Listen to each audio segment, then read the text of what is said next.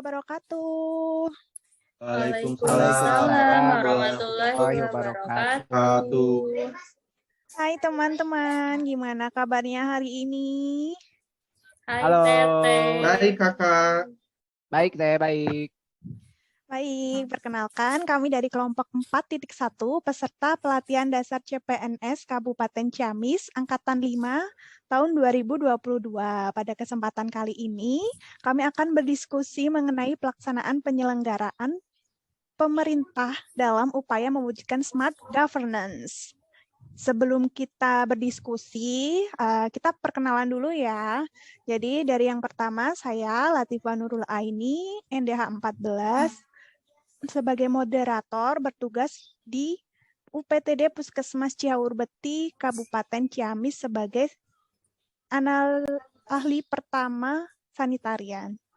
Nah, selanjutnya Kang Aris bisa memperkenalkan diri. Baik, Mbak. Izin perkenalkan. Halo semuanya. Perkenalkan saya Aris Diki, instansi di Dinas Perumahan Rakyat, Kawasan Permukiman dan Lingkungan Hidup Kabupaten Ciamis. Saya sebagai penyusun rencana pengadaan sarana dan prasarana NDH 05. Lanjut, Mangga. Oke, halo selamat siang TTHA. Perkenalkan, nama saya Divani Intan Aulian. Saya bertugas di Dinas Penanaman Modal dan Pelayanan Terpadu Satu Pintu Kabupaten Ciamis sebagai analis investasi dan permodalan usaha. NDH 09. Perkenalkan, nama saya Muhammad Janusaha. Saya bertugas di pajak. NDH saya 17. Baik, terima kasih. Tadi yang terakhir mungkin agak terputus-putus ya, namanya itu Kang Gia. Selanjutnya, kita mau berdiskusi ya teman-teman mengenai apa sih smart governance dan kenapa di virtual background kita kok smart city. Apa hubungannya smart governance dan smart city gitu. Mungkin dari teman-teman ada yang bisa menjelaskan apa sih smart governance itu? Saya izin ya untuk jelaskan. Mangga Kang Gia. Dari apa yang saya dapat, informasinya smart governance itu adalah sebuah tata kelola pemerintahan yang cerdas yang bertujuan untuk mewujudkan tata kelola dan tata pemerintahan daerah yang baik dan terus berupaya meningkatkan kualitas kinerja birokrasi melalui inovasi dan pemanfaatan teknologi. Nah, smart governance merupakan salah satu dari komponen smart city menurut model smart city. Oh, Nah, jadi smart governance itu salah satu komponen smart city gitu ya, Kang ya. Ya, betul. Jadi smart governance itu sebuah tata kelola pemerintah yang cerdas dengan pemanfaatan teknologi. Ini sangat menarik ya, ada smart city gitu disebutkan oleh Kang Gia. Kalau smart city sendiri apa sih artinya gitu? Mungkin dari Teh Intan? Iya, izin menjelaskan Teh. Jadi kan tadi smart governance itu tata kelolanya ya Teh. Nah, kalau smart city di sini itu konsep pengembangan dan pengelolaan kota dengan memanfaatkan teknologi terkini. Jadi mengintegrasikan sistem manusia, sistem fisik kota itu sendiri dan tentunya sistem digital. Teh. Ya, izin menambahkan, Teh. Mangga. Ya, iya terkait smart city ya. Jadi tambahan dari saya, smart city itu betul apa yang diungkapkan tadi oleh Bu Intan ya. Kalau smart city itu jadi konsep kota yang cerdas. Nah, kenapa disebut cerdas? Karena ini ada tambahan basicnya itu basis teknologi. Sehingga dalam tata kelola semua aspeknya itu dapat lebih efektif dan lebih efisien ya. Karena tadi basisnya itu adalah basis digital. Mungkin itu tambahan dari saya. Oh gitu. Jadi lebih ke digitalisasi di kota gitu ya, menggunakan teknologi. Jadi kita dalam kehidupan sehari-hari itu lebih mudah gitu ya. Betul. Jadi efektif smart juga city, ya, efektif. Iya betul. Smart governance merupakan salah satu komponen dari smart city. Kenapa salah satu? Berarti kan ada beberapa komponen di smart city ya. Salah satu ada 6 komponen ya tadi, ada smart environment, salah. ada smart infrastruktur. Selanjutnya ada apa lagi sih? Ada mungkin yang bisa menambahkan? Kalau yang saya tahu itu ya komponen lain untuk smart city itu ada yang namanya smart living teh sama smart economy. Yang lain mungkin ada yang mau nambahin? Ada smart mobility mungkin, ya. Saya Sama bisa apa lagi? ada smart people juga. Oh gitu, berarti ada 6 ya. Ada smart environment, smart infrastruktur, smart governance, smart economy, smart people, dan smart living. Diaplikasikan oleh pemerintah Kabupaten Ciamis melalui websitenya yaitu ciamis.smartcity.go.id. Nah, di sana itu menjelaskan banyak sekali pelayanan-pelayanan dari pemerintah Kabupaten Ciamis mengenai smart city. Salah satunya yaitu smart living. Di dalam smart living ini, pemerintah Kabupaten Ciamis melakukan pelayanan pendaftaran online untuk di RSUD. Jadinya kita tidak perlu mengambil tiket pendaftaran langsung. Jadi kita bisa mendaftar langsung melalui online. Selanjutnya ada PIKOCIS, Pusat Informasi dan Koordinasi COVID-19 Kabupaten Ciamis, yang tersedia berbagai macam informasi mengenai COVID-19. Selanjutnya ada ATCS, yaitu suatu sistem pengendalian lalu lintas berbasis teknologi informasi. Dan ketika kita buka di websitenya itu mengenai menu ATCS, di sana itu terlihat CCTV secara real atau langsung kondisi jalan pada waktu yang kita buka itu. Selanjutnya kan masih ada banyak ya di website Smart City Ciamis itu. Mungkin ada yang bisa menjelaskan di konsep selanjutnya? Baik, izin saya ingin menjelaskan sedikit tentang smart branding sesuai apa yang saya dapat. Nah, untuk smart branding ini salah satu dimensi dalam smart city. Karena di dalam era informasi saat ini, sebuah kota tidak lagi harus mampu memenuhi kebutuhan dengan hanya memanfaatkan potensi lokalnya, tetapi harus juga mampu menarik partisipasi masyarakat, baik dari dalam maupun luar daerah, serta pelaku bisnis dan investor untuk ikut mendorong percepatan pembangunan daerahnya. Nah, untuk contohnya sendiri, kita bisa menggunakan YouTube, Instagram, Facebook, Twitter.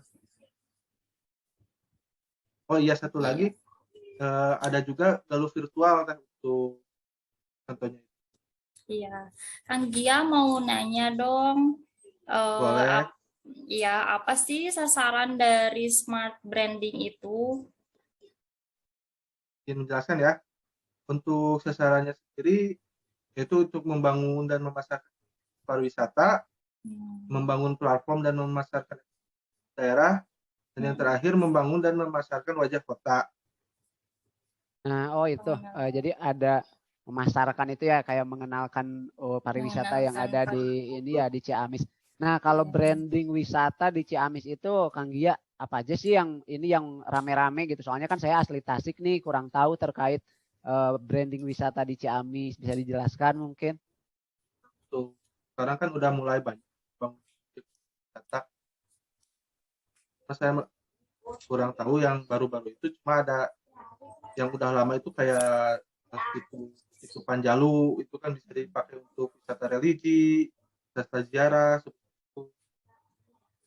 Juga ada yang paling vital itu yang di pusat kotanya itu ada alun-alun Ciamis. Biasa orang-orang berkumpul gitu kan. Ramai ya di situ. Ya.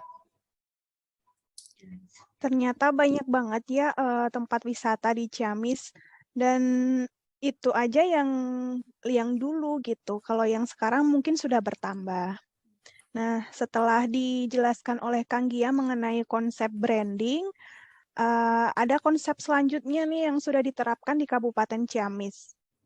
Dari ini ya, komponen ekonomi ya. Mungkin Teh Intan bisa menjelaskan. Iya, baik Teh. Saya akan menjelaskan dari smart economy ya Teh, dari pengertiannya dulu. Nah, smart economy ini yaitu suatu tata cara dalam mengelola bidang ekonomi dengan pintar atau cerdas. Nah, di mana tujuannya adalah untuk mewujudkan ekosistem di bidang ekonomi pada daerah-daerah tertentu yang dapat menghadapi dan memenuhi tantangan pada masa disrupsi yang menuntut kecepatan dan beradaptasi seperti itu Teh. Oh, seperti itu. Kalau contohnya itu seperti apa sih, Teh? Mungkin contoh sehari-hari yang kita alami ya Teh, yang kita rasakan sekarang itu cashless Teh. Jadi yang tanpa uang tunai itu kan pasti di sini Akang dan Teteh juga seperti itu kan. Jadi kita jarang gitu bawa uang tunai sekarang, sedikit-sedikit top up Dana gitu, sedikit-sedikit top up GoPay gitu. Seperti itu Teh. Berarti tentang komponen smart economy ini lebih simple ya. Kita kemana-mana Iya, nggak harus bawa uang cash gitu. iya. Dengan uang digital pun bisa gitu. Selanjutnya mungkin ada komponen lain yang sudah diterapkan di Kabupaten Ciamis, bisa ditambahkan? Nah, iya Teh, contoh mengenai smart economy ini di Kabupaten Ciamis ada banyak ya. Ini salah satunya SIPP. Nah, SIPP ini Sistem Informasi Pembinaan Pelaku Usaha. Ini sistem dibuat oleh Dinas Koperasi, UKM dan Perdagangan. Nah, di aplikasi ini sebagai upaya digitalisasi UMKM di Ciamis. Jadi semua urusan UMKM bisa dilakukan di aplikasi tersebut gitu, seperti memperoleh perizinan produknya, juga sekaligus untuk memasarkan produk tersebut gitu di aplikasi itu Teh. Terus yang kedua ada perizinan berusaha online. Nah, ini kebetulan ada di dinas saya bertugas, yaitu di DPM PTSP Kabupaten Ciamis. Di sini perizinan berusaha secara online-nya dilakukan secara mandiri oleh pelaku usaha.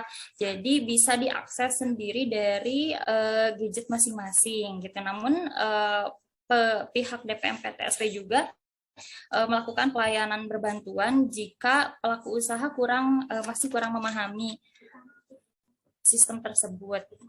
Kemudian ada Sijago. Nah, Sijago ini aplikasi informasi pelayanan pajak daerah di Kabupaten Ciamis yang telah bekerja sama dengan Bank BJB dan e-commerce. Kemudian yang terakhir ada LPSE.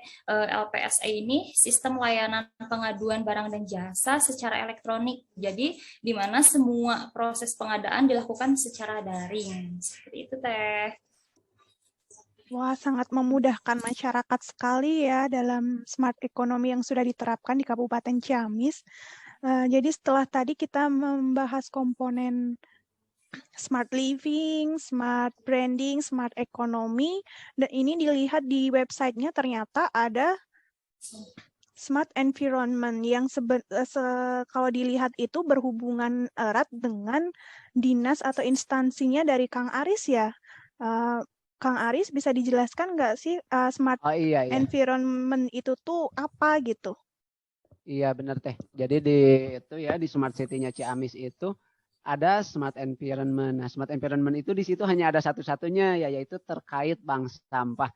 Nah, kenapa hanya ada satu? Karena memang smart environment ini terkait tata kelola lingkungan, baik lingkungan kota maupun lingkungan desa gitu ya, permukiman yang ada di Kabupaten Ciamis. Nah, dengan smart environment ini menjadikan pengelolaan lingkungan menjadi lebih mudah ya, terutama dalam bidang persampahan. Seperti yang kita tahu ya, masalah sampah itu baik di kota kecil maupun apalagi gitu ya di kota-kota besar menjadi sebenarnya ini bisa disebut masalah-masalah utama gitu, karena sampah rumah tangga dari banyaknya penduduk ini menumpuk dan sebenarnya sulit juga untuk diatasi. Termasuk di Kabupaten Ciamis ini jumlah sampah per hari, per bulan, per tahunnya itu banyak juga. Ya, jadi dengan adanya smart environment ini akan adanya tata kelola terhadap pembuangan sampah ya, baik ke TPA atau tempat pembuangan akhir, tata kelolanya yaitu dengan adanya daur ulang. Jadi dengan adanya pengelolaan jelas ya daur ulang terhadap sampah-sampah yang kiranya masih bisa nih kita jadikan uang atau bisa kita kelola kembali, ini dimanfaatkan. Nah, ada aplikasi terbaru dari dinas saya, yaitu di Dinas Perumahan Rakyat, bidangnya yaitu bidang lingkungan hidup dan persampahan. Itu ada aplikasi yang namanya Duitin. Mungkin ada yang sudah tahu aplikasi Duitin, Kang Teteh? Belum? Nah, pasti Coba belum tahu. dijelasin. Kenapa? Ya baik Teh. Kenapa ya banyak yang belum tahu? Karena memang aplikasi ini masih sangat baru. Belum lebih dari 1 bulan ya ini di launching ke masyarakat. Jadi tujuan dari aplikasi ini adalah untuk penjualan sampah. Dari dinas ini ada langsung nih jemput bola terhadap sampah-sampah yang bisa dijadikan uang, yang bisa didaur ulang. Mungkin itu ya terkait pengelolaan sampah. Mau nanya, Iya boleh Teh. sampah apa sih yang bisa diuangkan gitu?